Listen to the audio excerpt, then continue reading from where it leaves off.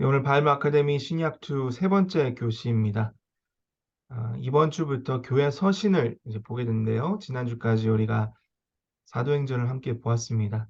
아, 예수 그리스도의 죽으심과 부활하심을 직접 목격한 많은 성도들, 또 그것을 막으려고 하다가 부활하신 예수를 만나서 완전히 삶이 바뀌어버린 우리 사도 바울의 그 향로에 대해서 함께 보았는데, 오늘은 사도 바울이 쓴 우리가 복음의 진수라고도 알고 있는 로마서를 함께 한 시간 동안 한번 보도록 하겠습니다.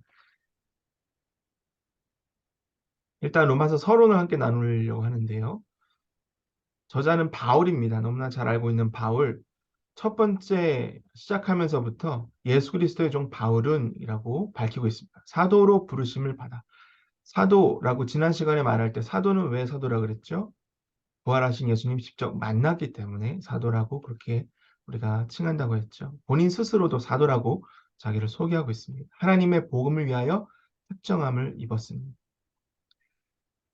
예수님으로부터 직접 듣기도 했고 아나니아를 통해서도 들었던 자신의 부르심을 매 사도 서신을 통해서 그렇게 밝히고 있습니다. 수신자는 누구입니까? 로마 교회죠. 7절 보면 로마에서 하나님의 사랑하심을 받고 성도로 부르심을 받은 모든 자에게 하나님 우리 아버지와 주 예수 그리스도로부터 은혜와 평강이 있기를 원하노라. 서신, 편지를 쓰는 이유 중에 하나는 그 성도들을 이렇게 세워주기 위해서 격려하고 위로하고 또 세워주기 위해서 쓰는 거죠. 로마에 있는 성도들을 세워주기 위해서 은혜와 평강을 구하는 사도 바울입니다. 로마는 어떤 도시인가? 우리가 너무나 잘 알고 있는 로마, 지금도 로마는 굉장히 유명한 도시죠. 역사와 많은 특히 기독교 인들에게는 특별한 그런 도시인데 로마는 어떤 도시인가? 주전 753년에 설립되어서 당시에만 해도 100만 명이 넘는 사람들이 살고 있던 세계의 가장 큰 도시였다. 장엄한 건물들, 수많은 노예들, 많은 사람들이 살았고 또 노예들도 많았죠. 바울 시대의 사람들에게 법률, 문화, 국력, 학문 어떤 면에서도 세계의 중심부였다. 사도 바울이 로마에 가고 싶었던 이유 왜일까요? 이런 지리적 조건을 잘 활용하기 위해서, 특별히 거기에서 그리스도의 빛을 비추고 있는 기독교인들을 독려하고 또 가르쳐주고 힘을 실어주기 위해서, 동역하기 위해서죠. 결국은 가는데 아, 자기가 원하는 그런 방법이 아니라 죄수로서 갑니다. 하지만 거기에서 감옥에 있으면서 사람들을 만나면서 이제 성도들을 보게 되는데 이 로마서에는 그 얘기가 나오진 않습니다. 로마에 가기 전에 쓴 것이기 때문에 로마교회를 누가 세웠을까요? 오순절에 성도들이 성도들이 아니라 그 유대인들이 예루살렘에 오게 되죠. 오순절 그때 거기서 성전에서 제사를 지내기 위해서. 또 유대교로 개종한 사람들, 그 사람들이 다 예루살렘으로 모입니다. 모여서 오순절에 성령이 강림하셨을 때 사도 베드로의 설교를 듣고 그들이 예수 그리스도를 영접하게 되죠. 그래서 로마에서 온 사람들이 돌아가서 그래서 교회를 세웠다라는 설이 있고 바울이 여러 교회들을 다니면서 거기서 제자들을 세우고 예수 그리스도를 믿는 사람들을 세웠을 때 그 사람들이 또 복음을 들고 가다가 로마에 도착해서 로마에서 교회를 세웠다. 이런 주장들이 있지만 정확히 알지는 못합니다. 어쨌든 확실한 것, 바울이 로마에 가기 전에 이미 로마의 교회가 세워져 있었다. 언제였을까요? 언제 이 서신을 썼냐면 주 57년. 어찌 보면 사도 바울의 사역 중에 좀 후기에 쓴 겁니다. 3차 전도 여행 마지막. 그 3차 전도 여행이 끝나면 어디로 간다 그랬죠? 예루살렘으로 가잖아요. 예루살렘에서 잡혀서 거기서 감옥에서 한동안 있죠. 가이사랴 감옥에서 한동안 있는데 가기 전에 고린도에서 기록했다. 왜냐면 거기 고린도 교회의 성도의 이름이 나오기 때문에 그 성도가 이제 인사를 전한다. 이런 얘기가 있습니다. 가장 핵심적인 주제는 이신득의라고도 하고요. 이신칭의. 믿음을 통해서 의를 얻는다. 의라고 칭함을 받는다. 하나님은 누구든지 예수 그리스도를 믿는 자에게, 저와 여러분처럼 예수님을 구주로 믿는 사람에게 하나님의 의를 선물로 주신다. 그게 사도 바울이 로마서를 통해서 가장 핵심적으로 나누고자 하는 내용이었습니다. 하나님의 주권적인 계획 1장에서 8장으로 또 유대인과 이방인이 어떻게 그 계획이 합당한지를 보여주고 의롭고 조화로운 삶을 살도록 처음에는 교리에 대한 부분, 특별히 이신칭의, 믿음으로 의를 얻는다라는 교리를 가르치고 나서 그럼 그렇게 칭의를 받은 사람이 어떻게 살아야 되는가? 그게 로마서 12장부터 나오죠. 올해가 아니라 작년에 띠이 뭐였죠? Spiritual worship. 네. 그래서 그 월십이 로마서 12장 1절에서 나오죠. 자, 이따가 나중에 함께 보도록 하겠습니다. 의, 믿음, 율법, 모든 사람들, 죄 같은 단어 로마서에서 60회 이상 등장한다고 되어 있습니다. 로마서는 바울의 복음이라고도 불리고요. 로마서를 활발하게 연구함으로써 부흥의 역사가 일어났다고 합니다. 아우구스티누스, 마틴 루터, 요한 웨슬리 이런 종교 개혁자들 행위가 아니라 어떤 뭐 물질이 아니라 예수 그리스도를 믿음으로 구원을 받는다라는 우리에겐 너무나 평범한 너무나 당연한 그런 가르침을 예전 성도들 특히 중세 시대의 교회들에서는 그게 그렇게 강조되지 않았어요. 근데 바울의 이 로마서, 특별히 갈라디아서, 에베소서 나와 있는 복음의 그 메시지를 정확히 깨달은 사람은 뭔가 잘못됐다라는 생각을 하게 되는 거죠. 그래서 로마서를 연구함으로 인해서 이 부흥에 다시 back to the Bible, back to the gospel, 복음으로 말씀으로 돌아가는 그런 운동이 시작이 됐고 그것이 바로 우리가 잘 알고 있는 종교 개혁이죠. 마틴 루터로부터 시작된. 근데 마틴 루터 이전에도 이런 로마서를 연구함으로 인해서 복음을 제대로 알고 가르쳤던 사람들이 참 많습니다. 로마서에 나타난 예수 그리스도. 나중에 볼 텐데요. 로마서에서는 죄와 의가 아주 두 가지 기둥입니다. 죄를 대변하는 사람이 누구예요? 아담. 처음에 죄를 지어서 모든 사람이 죄인으로 원죄를 가지고 태어나게 한 장본인, 그리고 그러한 죄를 대신하여 인류의 죄를 대신하여 십자가에 달려 죽으신 분, 그래서 그 분의 의를 대신해서 우리에게 주신 분, 두 번째 아담인 예수 그리스도. 예, 그런 내용들이 나오는데 나중에 또 보도록 하겠습니다. 자, 그럼 왜 썼을까요? 사도 바울은 로마에 가길 원했습니다. 아까도 말씀드렸다시피 로마에 가서 꼭 그 성도들을 만나 살 일이 있었던 것 같아요. 근데 아직은 가지 않았기 때문에 이 사람들에게 내가 누구인가를 밝히기 위해서 사도 바울이 서론에 보면 자기에 대해서 자세히 쓰는 것을 알 수 있습니다. 다른 서신서 보면 이미 본인이 가서 함께 지냈던 사람들 혹은 본인이 교회를 세웠던 곳은 그렇게 나에 대해서 설명할 필요가 없죠. 하지만 로마서 교인들에게는 어찌 보면 사도 바울은 이름은 들었을지 모르지만 한 번도 만난 적이 없기 때문에 스스로에 대해서 잘 설명하는 부분이 필요하겠죠. 그리고 특별히 로마 교인들에게 이것이 필요하다라는 그런 이야기를 들었는지 생각이 들었는지 어쨌든 그들에게 이 복음이 무엇인가를 제대로 가르쳐주기 위해서 썼습니다.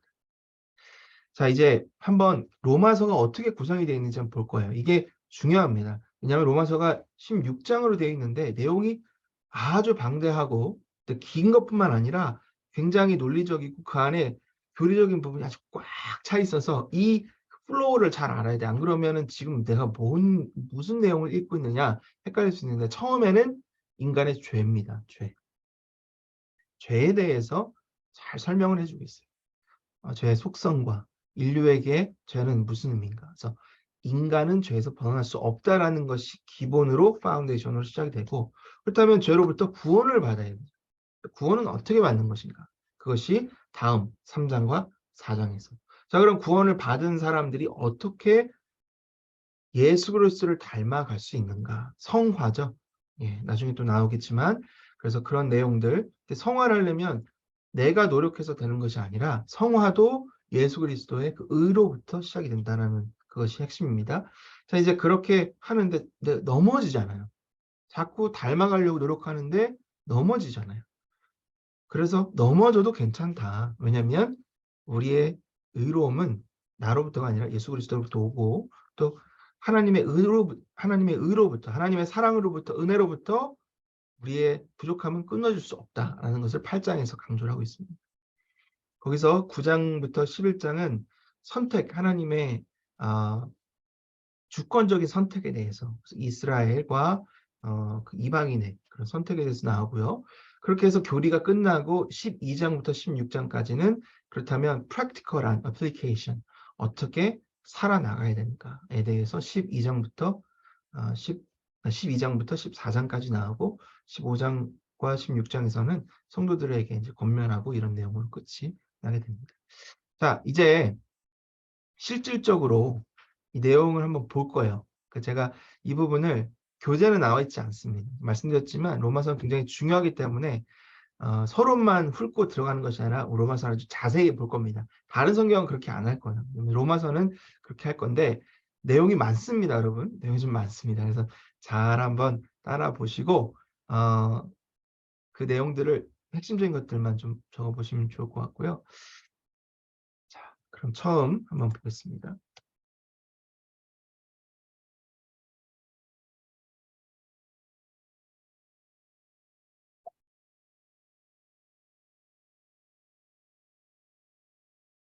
잠시만요.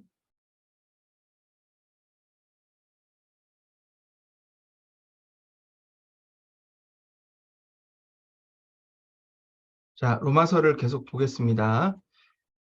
로마서 1장부터 한번 볼게요. 로마서는 처음에 아까 말씀드렸다시피 본인에 대한 소개로 시작한다고 했습니다. 바울이 죄에 대한 하나님의 분노에 대해서 이야기합니다. 로마 교회에 보내는 편지를 시작하는데 하나님이 심판장, 그러니까 하나님이 우리 재판을 가면 심판을 하는 저지가 있고 그다음에 guilt, non-guilt 해가지고 피고가 있잖아요. 그러니까 인간이 피고가 되는 그런 재판에 비교한다고 보면 되겠습니다. 17절까지는 본인에 대한 이제 소개예요. 보통 그렇게 길게 하지 않아요. 근데 이거는 좀 깁니다. 그래서 사도 바울이 누구인가를 소개하는데 우리가 사도 바울에 대해서 이해하기가 좋죠. 사도 바울은 예수 그리스도의 종이다라고 그렇게 기록하고 있고 그는 사도이다. 그래서 복음을 전하도록 예수 그리스도로부터 파견되었다라고 하고 있습니다. 그래서 특별히 이방인들에게 선교사. 자, 로마 교회의 구성원들이 어떤 사람들일까요? 이방인들이잖아요. 로마인들. 그러니까 내가 당신을 위해서 보냄받은 미셔널이다. 선교사다라고 하고 있습니다. 그다음에 그리스도가 누구이신가에 대해서 내가 알고 있는 내가 전하는 그리스도는 누구인가? 이미 구약 성서에서 메시아로 예언된 구원자이다. 메시아는 신약 성경에서 선포되었다. 그러니까 그게 이루어졌다라고 되어 있고요. 다윗의 후손 그리고 예수 그리스도의 부활이 굉장히 중요하다고 그랬죠. 부활은 예수 그리스도의 그냥 단순히 인간이 아니라 하나님이시다라는 것을 증명한다라고 되어 있습니다. 그리고 나서는 교회 성도들 에게 어떠한 목적으로 쓰냐를 나오고 있는데 교회의 정체성에 대해서 나오고요. 교회를 향한 칭찬, 로마 교회에 대해서 내가 익히 들었다라고 칭찬하는 내용이 있고 그 교회를 향한 관심을 보고 싶어요. 그러니까 내가 당신들을 보고 싶어 합니다. 내가 가고 싶습니다. 내가 당신들을 섬겨주고 싶습니다. 이런 내용들이 나오고요. 그다음에 교회에 대해서 하나님이 주신 은혜들을 나눕니다.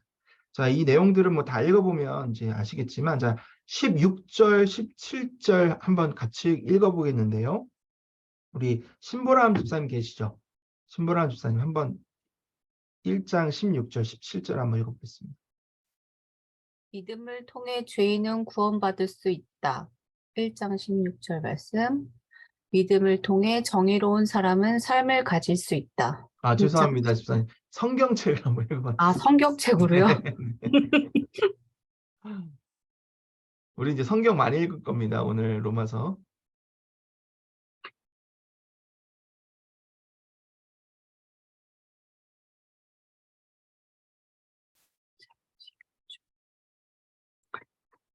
내가 복음을 부끄러워하지 아니하노니 이 복음은 모든 믿는 자에게 구원을 주시는 하나님의 능력이 됨이라.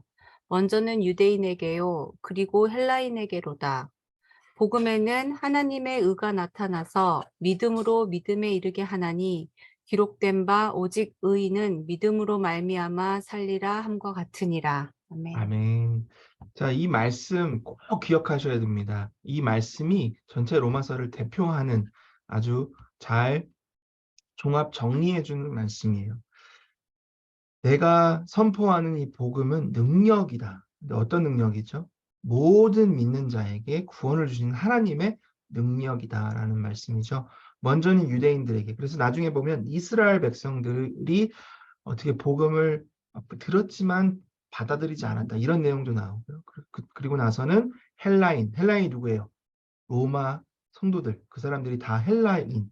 물론 로마인들은 헬라인은 아닙니다. 하지만 그 로마 제국이 헬라 제국 다음에 그 헬라 제국을 넘어뜨리고 로마 제국을 세웠는데 문화는 거의 헬라 문화라고 보시면 돼요. 로마는 모든 것들을 다 포용하는 문화이기 때문에 그래서 헬라인들 하면 주로 로마에 있는 모든 사람들이라고 보시면 됩니다. 그래서 복음은 유대인에게뿐만 아니라 모든 이방인들에게도 능력이 똑같이 적용되는 능력이다. 그 복음이 뭐예요? 하나님의 의라는 거예요. 하나님의 의. 하나님의 나중에는 그것이 예수 그리스도이다. 믿음, 누구를 믿어요? 예수 그리스도를 믿는 그 믿음으로 우리가 살아나갈 수 있는 또 믿음에 이르게 하는 의인은 믿음으로 말미암아 살리라. 이 말씀을 여러분 계속 기억하시고 앞으로도 이 말씀을 기억하시면서 신앙생활 하시면 되겠습니다. 자, 이제 그것이 이제 보통 논문을 보면 논문의 주제가 있잖아요. 이게 이제 주제가 발표된 거예요. 그럼 이제 이 주제를 가지고 로마서를 앞으로 쭉 진행을 할 텐데 그것을 풀기 위해서 가장 먼저 해야 되느냐? 자, 구원이 나왔는데 왜 구원을 받아야 되냐? 우리는 죄인이기 때문에 구원을 받았다. 이제 그것이 1장 18절부터 나오는 내용이죠. 법원 기록입니다. 바울은 이 재판에서 제시된 증거를 제시합니다. 검사가 누군가를 어큐제이션 할 때, 그러니까 기소할 때 증거가 있어야 돼요. 증거도 없이 기소하는 검사가 어디 있어요? 그러니까 바울이 당신들은 구원을 받아야 되는 사람이에요. 그러니까 다시 말해서 구원을 받지 않으면 죽음밖에 받지 못하는 사람이에요. 이렇게 할 때 왜 그러느냐? 혐의가 있잖아요. 첫 번째, 하나님이 그 인간으로부터 그 죄를 보고요. 그들의 많은 죄, 사악한 사람에 대한 분노를 보이는데 왜 그럴까요? 그들 안에 그 신에 대한, 하나님에 대한 어느 정도의 센스를 갖고 있다는 거예요. 당신들은 God, 야훼, 제호바라는 그런 신에 대해서는 정확한 하나님에 대해서는 모르지만 대략 알고 있다. 신적인 존재, 진리에 대해서 알고 있는데 그것을 찾지 않는 것에 대해서 그리고 그것을 알고 있음에도 불구하고 두려워하지 않고 당신들의 죄를 따라 살아가는 모습들을 봤을 때 그것은 모든 인류에게 하나님이 심판하실 수 있는 근거가 된다는 거죠. 자, 구체적인 기소입니다. 무지함이에요.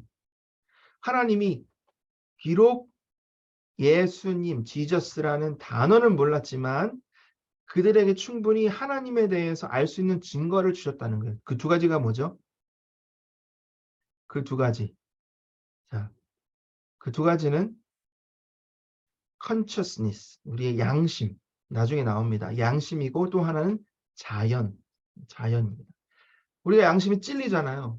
뭔가 잘못하면 이거 하면 안 되는데 하면서도 하는 그 양심이 있고 또 다른 하나는 자연 만물. 이 아름다운 자연 만물, 사계절과 이 놀라운 자연 만물이 어떻게 계속해서 운행이 되고 있는가. 이러한 증거들이 하나님 주셨는데 거기에 대해서 나는 몰라요 라고 하는 무지.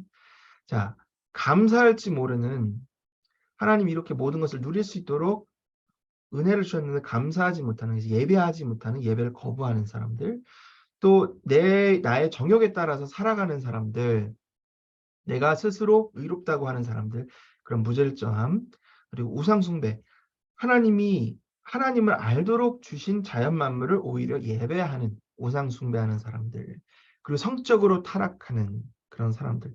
여기 보면 레즈비언, 동성애에 대해서 아주 구체적으로 나와 있습니다. 하나님이 despise, 아주 경멸하는 죄다라고 나와 있습니다. 자, 여기서 잠깐만 얘기하면, 물론 이 본문이 어떤 동성애에 대한 얘기는 아니에요. 하지만 한 가지만 우리가 짚고 넘어가겠습니다. 분명히 하나님은 다른 성경 구절에서 분명히 죄에 대해서 언급을 하세요. 거기에는 아주 제너럴한, 그러니까 식탐 같은 것도 죄라고 말씀하시죠. 그렇죠? 하지만 동일하게 다른 동일한 죄로서 성적인 죄들도 많이 언급하십니다. 거기 중에 하나가 남색하는 거, 뭐 그러니까 남자가 남자를 욕망에 하는 거, 뭐 이런 것들, 관계하는 거, 이런 것들에 대해서 언급을 하세요. 근데 우리가 그렇다고 해서 그게 더 안 좋은 죄냐? 그건 아니죠. 모든 죄는 다 하나님의 눈에 죄입니다. 경멸하는 죄입니다. 하지만 분명히 죄는 죄라는 거. 그래서 그거는 뭐 여지가 없어요. 왜냐하면 하나님 분명히 말씀을 통해서 우리에게 알려주셨기 때문에. 이거는 문화적인 것도 아니고 시대적인 것도 아닙니다. 성경이 진리라고 처음 우리가 시작할 때부터 성경은 뭐라고요? 무오한 하나님의 말씀이다라고 했잖아요. 이것 또한 그렇다라는 것을 우리가 좀 알고 있을 필요가 있고요. 왜냐하면 이 부분이 요즘 들어서, 그러니까 예전에도 그랬지만 요즘 들어 더 많은 이슈가 되기 때문에 이 부분을 여러분 잘 아셨으면 좋겠습니다. 자, 두 번째, 여섯 번째, 완악함. 어떤 완악함이냐면요, 죄에 대해서 그냥 무시하는 거예요. 그냥 뭐 괜찮아라고 하는 거예요. 오히려 죄를 짓는 거에 대해서 더 칭찬하고 그렇게 프로모트 하는 거. 그런 것들에 대해서 하나님이 지적을 하시는 거죠. 자, 그게 아주 구체적인 기소 내용입니다. 우리는 그런 면에서 봤을 때 유죄입니까? 무죄입니까? 우리는 유죄죠. 그렇죠? 네. 유죄죠. 당연히 유죄죠. 어떻게 우리가 무죄라고 얘기할 수 있어? 하나님 앞에서. 우리가 무죄라고 얘기하는 순간 요 기소 내용 중에 하나가 딱 걸리는 거예요. 우리는 괜찮다라는. 자, 그렇기 때문에 우리는 뭐 우리라고 하면 여기서 믿는 사람, 믿지 않는 사람 다 동일하게 구원을 받아야 되는 사람들이다. 자, 바울이 이제 로마서 2장에서 좀 더 구체적으로 얘기를 하는데요. 3장까지는 그렇게 된다고 했습니다. 바울이 세 종류의 사람들을 반역죄로 기소. 반역이라고 하는 것은 여기서는 뭐냐면 단순히 그냥 형사재판, 뭐 민사재판 이런 게 아니라 왕에 대해서 반역하는, 그러니까 국가 뭐 이렇게 반역죄 이런 거 있잖아요. 간첩죄 뭐 이런 거 아주 그냥 크리티컬한 죄인데 하나님의 왕권에 대해서 도전하고 잘못됐다고 하는 그런 것들에 대해서 이제 기소한 어떤 사람이냐? 도덕적인 사람이야. self-righteous한 사람. 나는 저 이방인들처럼 내가 나쁘지 않기 때문에 나는 오히려 의로운 사람이기 때문에 무죄입니다. 그 말 때문에 유죄야라고 말씀하시는 거예요.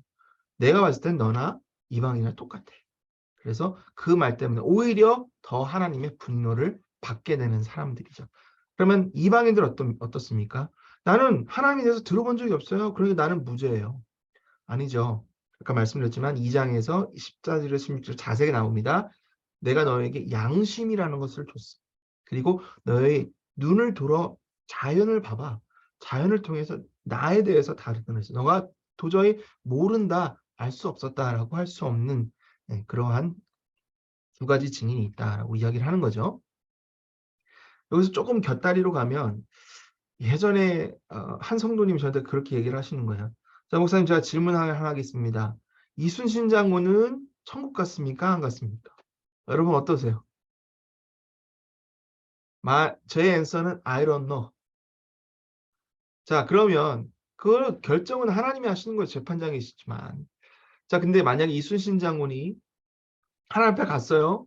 근데 여기서 하나님 저는 조선이라는 나라에서 태어났고 당신에 대해서 한 번 들어본 적이 없으니까 저는 그냥 무죄입니다 라고 하면 하나님 뭐라 그러실까요? 똑같이 말씀하시겠죠. 자, 내가 너에게 양심을 줬고 자연 만물을, 조선 땅이 얼마나 아름답느냐, 그걸 내가 준 건데 왜 너는 나에 대해서 전혀 몰랐다고 얘기하느냐. 자, 유죄 이렇게 얘기하지 않을까요? 성경에 따르면. 네. 뭐 저는 제가 갔습니다 안 갔습니다 얘기할 수 있는 것은 당연히 아니죠. 하지만 성경을 보면 그런 내용들이 나와 있다는 것을 좀 아셨으면 좋겠어요. 결국은 구원은 하나님의 결정입니다. 하지만 우리가 알 수 있는 것은 말씀을 통해서 어느 정도는 우리가 센스를 가질 수가 있는 거죠. 자, 세 번째, 종교인과 하나님. 자, 여기서 말하면 특별히 종교인이라고 하는 것은 유대인들, 율법을 지켰다고 말하는 사람들. 나는 하나님의 법을 잘 알았고 가르쳤습니다. 뭐 바리새인들, 서기관들이겠죠. 그러나 나는 무죄입니다. 하나님 말씀하시는 거예요. 너는 너가 가르친 대로 살지 않았어. 예수님이 그래서 바리새인들에 대해서 굉장히 신랄하게 비판하셨어요. 회칠한 무덤과 같은 사람들이다. 사람들을 무덤으로 이끄는 아주 악한 사람들이야. 왜요? 나는 법을 알고 가르친다고 했지만 실제로 그 법대로 살아가지 않고 겸손하지 못하고 사람들 앞에 불림하고 그리고 사람들에게 어떤 존경이나 물질을 받았던 사람들. 결국 율법이라는 도구를 통해서 자신의 이득을 취한 사람들이죠. 그래서 그들의 위선 때문에 어, 예수님을 알지 못, 하나님 알지 못하는 사람들에게 하나님의 이름을 더럽히는 사람들이었다. 그래서 2장 25절부터 29절을 보면 할례가 뭔지 아시죠? 그러니까 유대인으로 개종하기 위해서는 할례를 받아야 해요. 그것이 아브라함에게 주신 하나님의 율법인데 물론 유대인들에게는 중요해요. 근데 뭐라 그러시냐면요. 할례는 육신의 할례가 중요한 게 아니다는 거. 물론 그게 구약 시대에는 그게 맞았습니다. 하지만 예수 그리스도 오심으로 뉴 커버는 새로운 언약이 생겼잖아요. 그러니까 할례, 마음의 할례 뭐예요? 나는 이제 세상의 사람이 아니라 나는 사탄의 종이 아니라 죄의 종이 아니라 나는 이제 하나님의 자녀이다. 하나님의 백성이다. 그러니 나는 새로운 아이덴티티를 받았다고 해서 마음의 할례를 받는 거죠. 그러니까 나는 새로운 이전 것은 지나갔으니 보라 새 것이 되었다라고 하시잖아요. 나는 새로운 나의 정체성이 생겼기 때문에 마음의 할례를 해야 되고 그리고 내가 그 하나님의 자녀가 되어서 하나님을 기쁘시게 하기 위해 열심히 의로운 삶을 살고 선한 삶을 살 때 칭찬은 내가 스스로 남한테 받는 게 아니라 하나님이 우리에게 주신다라는 거. 예. 그러니까 내 스스로 교만하고 다른 사람들로부터 어떤 이목을 받아야 되는 칭찬을 받아야 되는 그래야 내 마음이 불행한 사람들은 하나님으로부터 칭을 못 받는 거예요. 바리새인들처럼 오히려 책망을 받는 거죠. 네. 그래서 그런 말씀들을 하십니다. 그러니까 세 가지 종류의 사람들 다 guilt라고 말씀하시는 거예요. 자, 로마 3장. 이제 3장에서는 이 로마 교인들에게 질문처럼 약간 질문과 답처럼 그렇게 이야기를 합니다. 그래서 교리라 그랬어요. 그러니까 뭐 이 성경의 핵심들을 잘 종합 정리해 놓은 건데 3장 한번 6개 질문을 한번 보세요. 어떤 질문인지. 첫 번째입니다. 그렇다면 지금까지 유대인들이 되었거나 유대인 할례를 받았던 것 이점이 뭡니까? 그러니까 다시 말해서 이스라엘 백성이 받았던 그런 베네핏은 뭡니까? 왜 이스라엘 백성이 그들 스스로가 더 좋다고 얘기를 합니까? 왜 그래요? 여러 가지가 있겠지만 특별히 성경의 저자들은 다 이스라엘 백성들이었어요. 그러니까 누구보다도 하나님을 잘 알았고 하나님의 종이 되어서 하나님의 일들을 했고 특별히 하나님의 말씀을 받아서 성경을 기록한 사람들. 그 사람들이 이스라엘 백성들이죠. 당연히 장점이 있죠.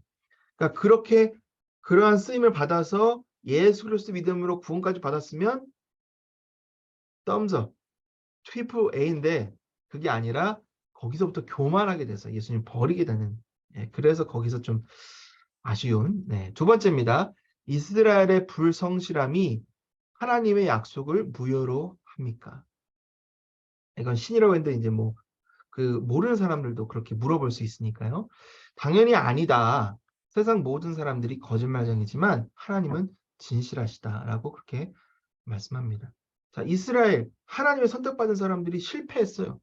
그러면 그들에게 너에게 내가 아브라함의 후손들에게 복을 내리겠다. 그렇게 했는데 실패했잖아요. 그러면 하나님의 약속이 뭐 이제 보이드 된 거냐, 없어진 거냐, 무효된 거냐? 그건 아니다라는 것이죠. 하나님의 말씀은 진실이다. 그러면 나중에 보면 그러면 아브라함 후손 누구냐라는 질문이 나오는 거예요. 아브라함 후손 누구예요? 예수 그리스도 믿어 하나님의 백성이 된 사람들.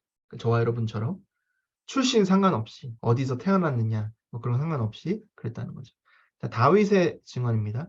바울은 그의 요점을 증명하기 위해서 시편 51편 4절을 인용하고 있습니다. 뭐 그까지 보진 않겠습니다. 세 번째, 우리의 불의, 우리가 죄를 짓는 것이 하나님의 의를 드러난다고 했어요. 그러면 우리가 죄를 지음으로 인해 하나님의 의가 드러난다면 우리를 하나님 벌하는 게 불공평하지 않습니까? 라고 하는데, 자, 그러면 그 말은 당신이 죄를 더 많이 지면 더 좋다고 말하는 겁니까? 그건 잘못됐다라는 거죠. 물론 우리의 죄를 짓는 것이 마이너스라면 플러스가 더 드러나는 것은 맞아요. 그렇지만 그렇다고 해서 우리가 더 죄를 많이 짐으로 인해 하나님을 기쁘시게 하는 거냐? 하나님을 더 영광스럽게 하는 거냐? 그건 아니라는 거죠. 자, 네 번째. 그렇다면 유대인들이 다른 사람보다 더 나은가? 그건 아니라는 거죠. 유대인이나 헬라인이나 다 모든 사람이 죄 아래에 있고 의인은 하나도 없다라고 했어요. 죄는 없나니 하나도 없다. 자, 율법을 지킬 때 나중에 대해 더 자세히 나오겠지만 율법의 목적이 죄를 안 짓도록 하는 것이 아니라 죄를 드러내기 위한 것. 그러니까 어쨌든 그 율법으로 인해서 우리가 더 죄를 드러나게 된다는 것이죠. 자, 이제 21절부터 30절까지 한번 읽어볼 텐데요. 시간 관계상 우리가 3장 23절만 한번 읽어보겠습니다. 3장 23절. 고설아 집사님 계신가요? 한번 읽어봐 주시겠어요? 네. 23절, 24절. 모든 사람이 죄를 범하였음에 하나님의 영광에 이르지 못하더니 그리스도 예수 안에 있는 속량으로 말미암아 하나님의 은혜로 값없이 의롭다 하심을 얻는 자 되었느니라. 네, 여기 아주 중요한 단어들이 많이 나옵니다. 우리 고설아 집사님, 좀 중요한 단어들이 어떤 게 있을까요?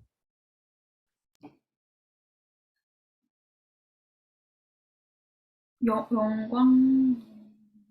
네, 우리 맨 처음부터 한번 보겠습니다. 맨 처음부터. 23절 맨 처음에 뭐라고 되어 있죠? 모든 사람이 네, 죄를. 모든 사람이. 네, 이게 핵심입니다. 지금 위에서 계속 얘기한 거잖아요. 나는 무죄예요, 무죄예요. 근데 아니, 그게 아니라 모든 사람이 죄를. 왜 그러냐? 나중에 나와요. 우리는 다 아담의 후손이기 때문에. 그러니까 아담 원죄라는 것이 내가 아무리 지금 의롭게 산다고 노력해도 뭐 수도원에 들어가서 말도 한마디도 안 하고 맨날 성경만 읽어도 우린 죄인이에요. 예수님 믿지 않으면. 왜? 우리가 죄인으로 살았기 때문에. 우리 안에 죄가 이미 있기 때문에. 나중에 사도 바울이 그에 대해서도 얘기를 합니다. 모든 사람이 죄를 범하였으면 하나님의 영광에 이르지 못한다는 게 뭘까요? 고설 집사님 죄송합니다. 한 번만 더 물어볼게요. 영광에 이르지 못한. 네. 네. 구원받지 못하는. 맞아요. 맞아요. 자, 하나님 영광이라 했을 때 그냥 이거를 우리가 비주얼라이즈 한번 해보면 하나님은 어떤 분이신 것 같아요? 막 빛나는 막 그런 영광스러운 분인 것 같지 않습니까? 그렇죠? 천지를 창조하시고 아담과 하와를 에덴 동산에 두시고 그 영광스러운 하나님이 같이 계셨어요. 근데 죄를 지음으로 인해서 분리됐죠. 그러니까 영광에 이르지 못한다는 건 하나님과의 분리를 의미해요. 그러니까 천국에 가면 하나님과 함께 살잖아요. 함께 사는 것은 영광에 이른다는 거예요. 근데 어떻게 이룰 수 있느냐? 이미 죄를 졌는데. 그러니까 뭔가 구원의 방법이 있다라는 거죠. 그러니까 우리가 피지컬리 말하면 그리고 스피리추얼리 말하면 우리는 천국에서 하나님 영광을 이룰 수가 있습니까? 없습니까? 있는 거죠. 그러니까 영광에 이르기 위해서는 우리는 sinless, 죄가 없는 존재가 되어야 돼요. 어떻게 해야 할까? 24절입니다. 예수 그리스도 안에서 속량을 받았다. 예, 속량을 받았다라고 하는 것은 justified by. 자, justified. 그러니까 just는 정의의 정의. 그러니까 우리가 정의함을 받았다. 아까 이신 뭐예요? 칭의. 그러니까 의로움을 받았다. 그러니까 우리가 의로움을 받았는데 누구 안에서? 예수 그리스도 안에서. 그러니까 의로움 받았는 건 하나님 영광에 이를 수 있다는 거. 다 같은 말인 거예요, 지금. 하나님의 은혜로 값없이 의롭다 하심을 얻은 자. 그러니까 우리가 의로워서 한 게 아니고요. 원래 예수님 믿었을 때 그 믿음을 보시고 오케이, 너는 믿으니까 내가 의롭다 한 게 칭해준다. 의롭다함을 내가 너에게 그렇게 준다. 그래서 의롭다함을 선물로 받는데 내가 뭐 돈 주고 한 것도 아니고요. 뭐 행위로 한 것도 아니고 뭐 금식 기도함으로 한 것도 아니고 그냥 값없이 믿음으로. 그러니까 믿음이라는 것은 내가 뭐 이렇게 해야 하는 거 아니라 믿음은 내 거죠. 그러니까 그게 믿음이 값없이. 그러니까 믿음 자체가 priceless예요. 그러니까 그게 공짜라는 의미라는 게 칩한 공짜가 아니라 우리가 무엇을 하지 않고 값없이 선물로 받았다라는 의미인 거죠. 그래서 우리가 로마서 3장 23절, 24절 많이 암송하는 이유가 굉장히 있습니다. 자, 율법 외에 유대인들은 율법을 통해서 의인이 된다고 믿었어요. 그래서 율법을 아주 그냥 맨날 전념을 했죠. 그러니까 굉장히 디테일하게 그래서 해야 될 것 하지 말아야 할 것들을 정했어요. 그러니까 예수님을 만난 많은 사람 중에서 저는 의롭습니다. 왜냐면 율법 여기서 그 모세의 율법과 그리고 그 옛날 장인들의 그런 많은 그걸 다 지키니까. 근데 그렇다고 너 마음속에 미움이 없어요? 그렇다고 너 마음에 음행이 없어? 이렇게 물어보면 할 말이 없죠. 겉으로는 지키는 것 같은데 내 마음속에는 있잖아요. 그렇죠? 그러니까 율법으로는 의롭게 될 수 없다라는 거죠. 그래서 그거 대신에 진짜 의가 나타나는 거예요. 근데 대신이라고 하면 좀 그렇고요. 원래 하나님의 플랜인 겁니다. 나중에 보면 율법이 왜 나왔는지가 나오는데 율법은 그 우리가 율법을 하나하나 지키는데 그 영적인 의미까지 지키려면 할 수가 없는 거예요. 그러니까 우리의 죄를 오히려 드러내기 위해서. 하얀 눈에 하얀 눈에 뭐 피가 딱 떨어지면 어때요? 확 드러나잖아요. 그렇죠? 뭐 하나 조금이라도 떨어지면 하얀 것에 눈 뭐 뭐든지 이렇게 떨어지면 확 드러날 수밖에 없습니다. 그러니까 율법이라는 것은 그런 효과를 나타내는 거죠. 자, 예수 그리스도를 믿음으로 말미암아 모든 믿는 자에 미치는 하나님의 의는 차별이 없습니다. 그렇죠? 모든 사람이 죄를 범했음에도 불구하고 모든 믿는 자가 동일하게 모든 믿는 22절에 보면 모든 믿는 자에게 미치는 하나님의 의인이 차별이 없느니라 라고 있습니다.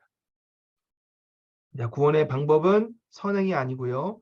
예수 그리스도의 죽으심, 십자가의 죽으심을 믿음으로 은혜로 이루어진다. 은혜가 여러분 뭔지 아시죠? 은혜는 free gift예요. unmerited favor. 내가 뭔가를 해서 받은 게 아니고 그냥 값없이 받은 favor. 은혜입니다. 은혜.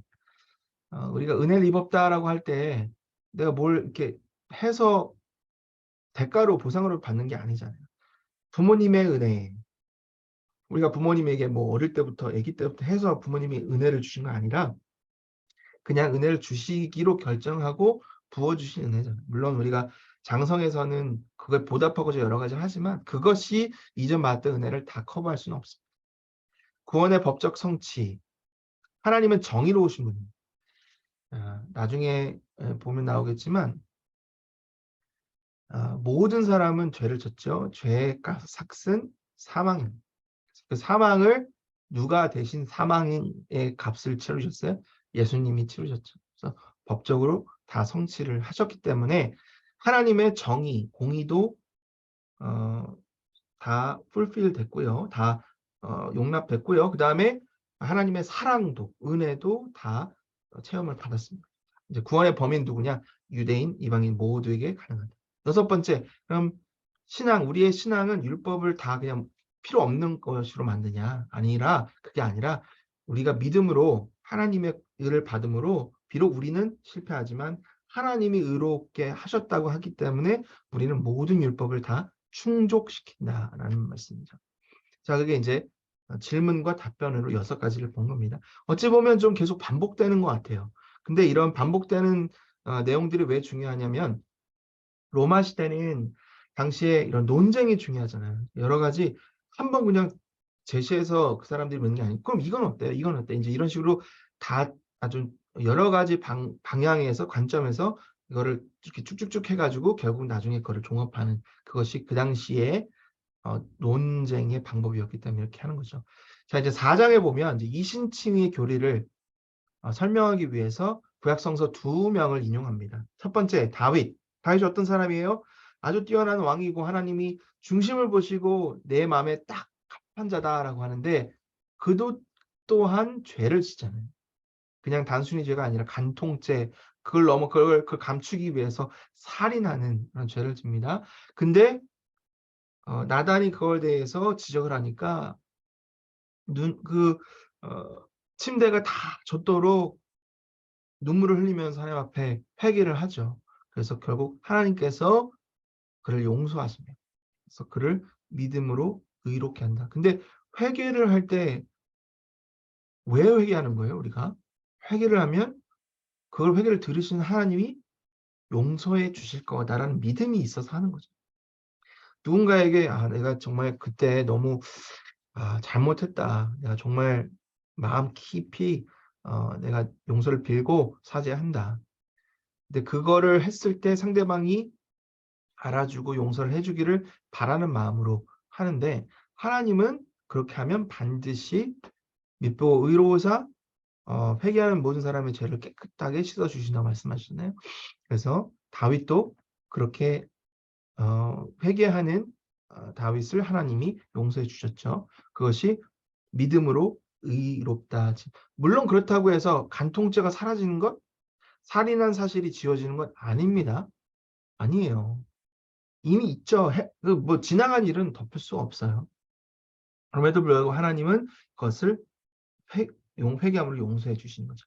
자, 이스라엘의 인종적 아버지인 아브라함. 아브라함도 믿음의 선조인데요. 아브라함이 받는 것은 왜 의롭다 하셨다고 하셨어요. 근데 우리가 봤을 때 왜 의롭다고 했느냐? 하나님이 행위로 그를 의롭다는 것이 아니라 하나님을 믿음으로. 여러 가지가 나옵니다. 그 중에 하나는 하나님이 약속을 주셨는데 그냥 믿었어요. 그가 이삭을 낳을 때가 100세였는데 80세 80세에 하나님의 부르심을 받아가지고 100세까지 자녀가 없어요. 근데 너의 후손을 통해서 내가 축복을 하겠다. 근데 자녀가 20년 동안 없는 거예요. 근데 그냥 믿었어요. 물론 그 가운데 하나님 제가 이제 보니까 상황이 아니니까 제 종을 통해서 하고요. 아니면 제 그 아내의 종을 통해서 그런 약간 순간도 있었지만 물론 그렇다고 그가 예수님처럼 늘 한결같이 믿었냐 그건 아니죠. 하지만 꾸준히 하나님 도우심으로 믿었기 때문에 그 믿음으로 인해서 의롭다함을 받았다라는 것이죠. 자, 좀 넘어가겠습니다. 사라를 통해서 아들을 낳는 그런 부분들. 자, 지금 제가 설명했던 부분이고요. 자, 그래서 아브라함은 우리의 영적 아버지가 됩니다. 우리 4장 16절부터 18절까지 한번 읽어볼 텐데 권영석 집사님 읽어봐 주시면 감사하겠습니다. 4장 16절부터 18절까지.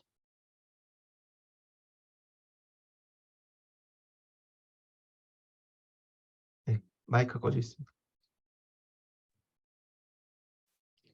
그러므로 후사가 되는 이것이 은혜에 속하기 위하여 믿음으로 되나니 이는 그 약속을 그 모든 후손에게 굳게 하려 하심이라. 율법에 속한 자에게뿐 아니라 아브라함의 믿음에 속한 자에게도니 아브라함은 하나님 앞에서 우리 모든 사람의 조상이라. 기록된 바 내가 너를 많은 민족의 조상으로 세웠다 하심과 같으니 그의 믿은 바 하나님은 죽은 자를 살리시며 없는 것을 있는 것 같이 부르시는 이시니라. 18절까지. 아브라함이 바랄 수 없는 중에 바라고 믿었으니 이는 내 후손이 이같으리라 하신 말씀대로 많은 민족의 조상이 되게 하려 하심을 인함이라. 네, 감사합니다. 아브라함에게 주신 하나님 약속은 굉장히 중요합니다. 왜냐하면 하나님이 다른 사람에게 그렇게 언약을 하시지 않으셨어요. 아브라함 한 사람에게 하셨습니다. 그리고 다윗도 그렇고 예수님도 아브라함의 후손이죠. 육신적 후손입니다. 결국은 아브라함에게 주셨던 그 언약을 통해서 전 인류가 축복을 받는데 그렇다면 육적인 후손은 이스라엘 백성이잖아요. 유대인들이. 우리는 어때요? 우리는 아브라함의 후손이 아니죠. 그런데 우리가 구원을 받고 우리가 하나님의 축복을 받기 위해서는 아브라함의 후손이 돼야 돼요. 네, 그 의미는 뭐냐면 육적인 후손 아니지만 영적인 후손이라는 것이죠. 예수님을 믿음으로 우리는 아브라함의 그 믿음의 의로움을 받게 된다. 왜냐하면 그것이 아브라함이 보여줬던 믿음으로 말미암아 의롭게 되는 그러한 하나님의 은혜였기 때문에 그처럼 우리도 믿음으로 말미암아 의롭게 되고 그렇기 때문에 우리는 아브라함의 영적 후손이고 아브라함은 모든 믿는 자의 영적 아버지가 된다 하는 것이죠. 예수님의 예화 중에서 나사로 기억나세요? 그 나사로 거지였는데 결국은 그 부자가 올라가서 그러잖아요. 아브라함한테 그러잖아요. 아버지여 나를 좀 살려주십시오 그러잖아요. 아브라함은 어떻게 그 부자의 아버지입니까? 결국 모든 유대인은 아브라함이 아버지예요. 근데 우리도 아브라함을 나중에 아버지여라고 부를 수 있어요. 왜냐하면 영적으로 우리의 아버지가 되기 때문에. 이게 중요합니다. 그게.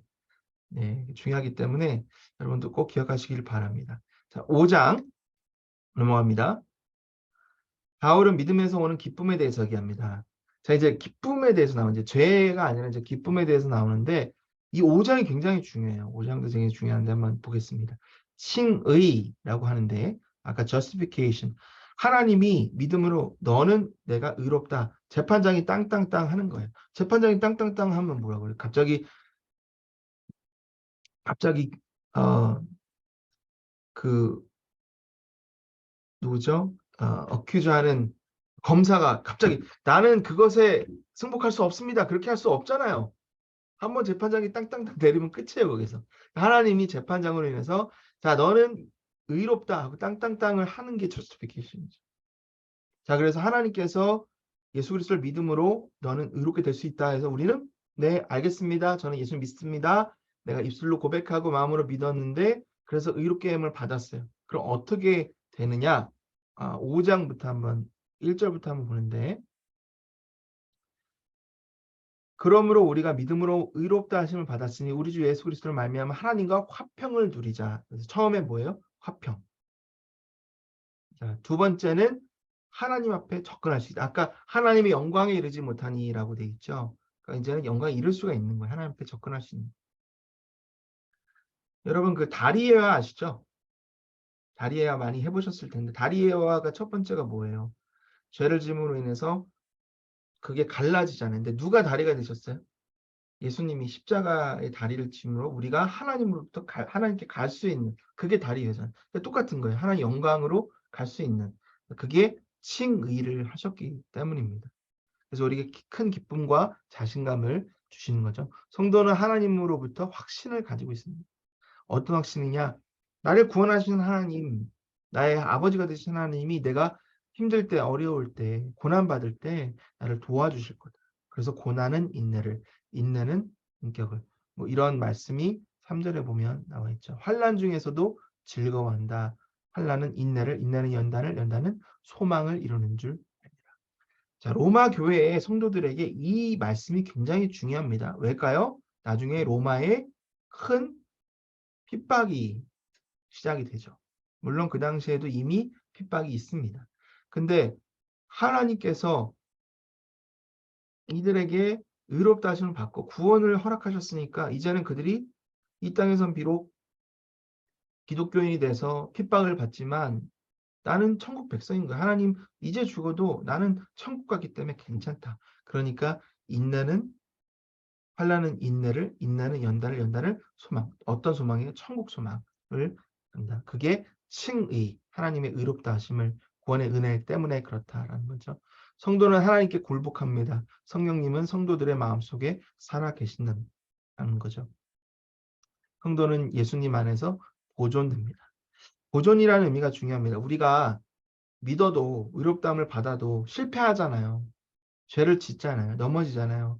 가끔 하나님 원망하기도 하고 그럼에도 불구하고 한번 칭의가 된 사람은 결코 뒤집어지는 법이 없습니다. 하나님은 한번 칭의하시면 의롭다 하시면 그 구원의 은혜는 결코 잃어버리지 않는 것이 하나님의 은혜이고 나중에는 8장에 또 나옵니다. 그는 우리를 위해 십자가에서 죽으셨고요. 사랑 때문에. 자, 5장 8절 되게 중요합니다. 우리 김상경 집사님 한번 읽어봐 주시면 감사하겠습니다. 우리가 아직 죄인 되었을 때 그리스도께서 우리를 위하여 죽으심으로 하나님께서 우리에 대한 자기의 사랑을 확증하셨느니라. 아멘.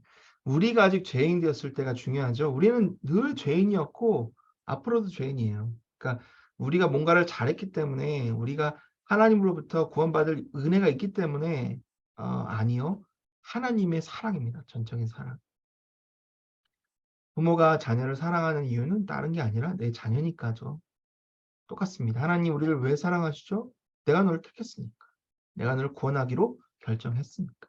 내가 너의 아버지니까. 그게 하나님의 사랑 고백인데 그냥 고백만이 아니라 아들을 죽이심으로 그 사랑을 확증하셨다. 영어로는 demonstrate, 그러니까 보여주셨다라는 거죠. 그냥 말로만이 아니라 실질적으로 액션으로 그것을 확증해 주셨다. 자, 정죄입니다. 정죄. 정죄는 무엇일까요? 자, 이제 아담과 그리스도를 구별하는 것이 나오는데 다시 이제 죄에 대해서 나와요. 아담은 어떤 사람이죠? 인류의 첫 사람, 인류의 시작. 근데 그 인류의 시작이 어그러졌어요. 죄를 졌어요. 그런데 그 죄가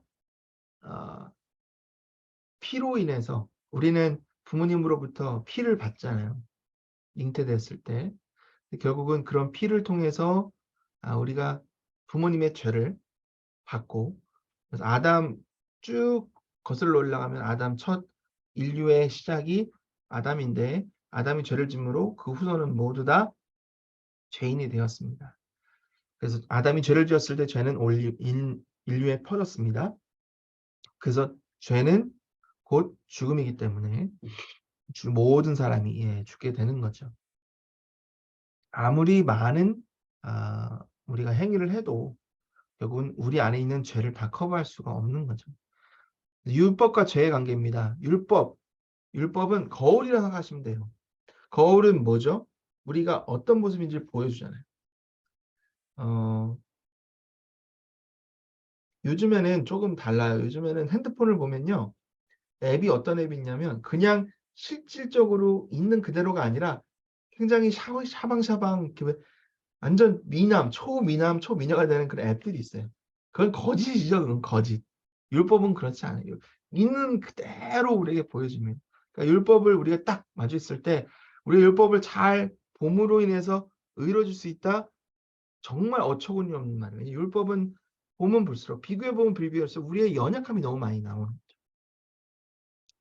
첫 번째, 하나님에 대해서 그리고 계속해서 하나님에 대해서 이름을 거룩히 여기고 안식일을 거룩히 지키고 살인하지 말라, 미워하지 말라, 부모를 공경해라. 벌써 이런 10가지부터가 우리는 시작부터 끝까지 다 죄인인 것밖에 드러날 수밖에 없는 것이 바로 율법이죠. 그래서 율법은 결국 우리의 죄를 드러내는 역할이지 의롭게 하는 역할이 아닌데 그럼에도 불구하고 현재의 유대 분들은 더 이상 성전이 없잖아요. 그렇죠? 성전이 없어요. 그럼 그들이 어떻게 죄를 해결합니까? 그들이 남아있는 건 율법밖에 없고 성경밖에 없는 거예요. 그래서 그거에 대해서 굉장히 매진하고 있는데 그렇다고 해도 결국은 그렇게 내가 스스로 열심히 한다고 해서 우리 죄가 사라지는 절대 아닌 거죠. 그것을 너무나 잘 아시는 하나님께서 아들 예수 그리스도를 보내주셨습니다. 그래서 그 예수 그리스도를 십자가에서 죽이심으로. 자, 근데 십자가에서 죽이실 때요.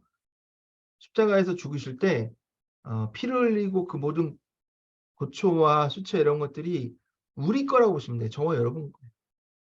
근데 달리셔서 거기서 그것 때문에 죽었어요. 그럼 뭐예요? 결국 그 죄로 인해 죽었고 그 죄는 사망, 없어졌다는 거죠.